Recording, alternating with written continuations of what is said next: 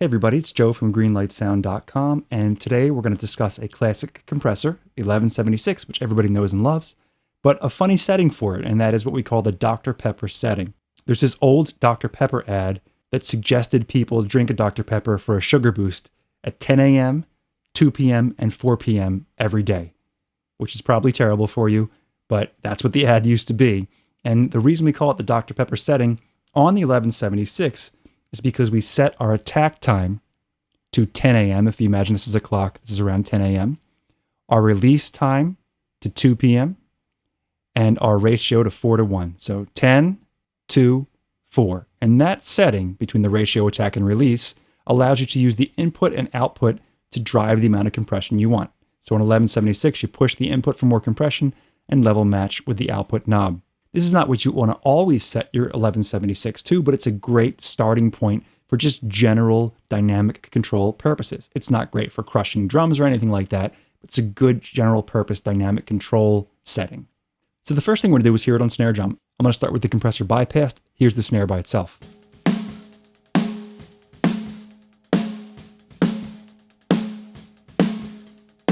Engaged.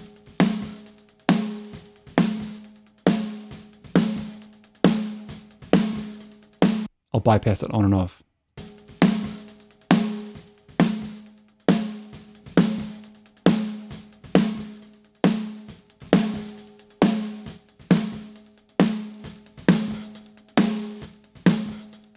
So it's definitely got that characteristic 1176 snap and excitement to it without changing the attack or release times or ratio, just messing with the input and output until we get the amount of gain reduction we want. Now we'll try out the same thing on a bass part. Again, we've got our Dr. Pepper setting, 10, 2, and 4. I just dialed in some input and output and got the compression I like. Here it is bypassed first.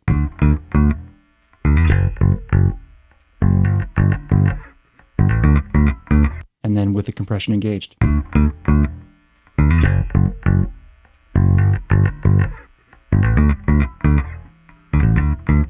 I'll bypass it on and off as it plays.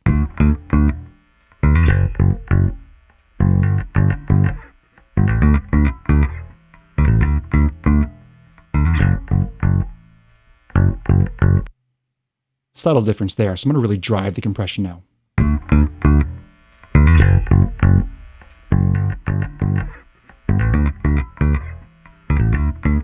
And I'll bypass that on and off.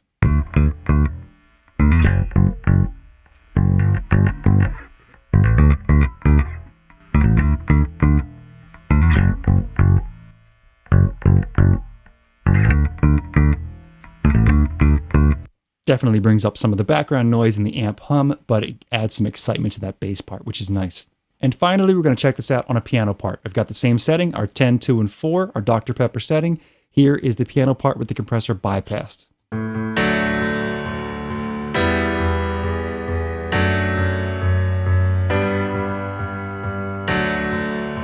And with our compressor engaged.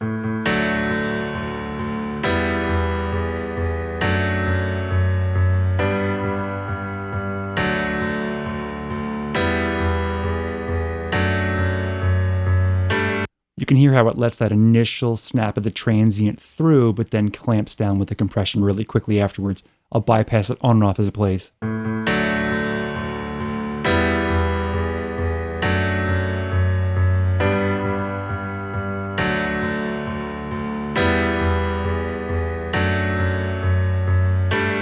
And again, we can drive it really hard if we want.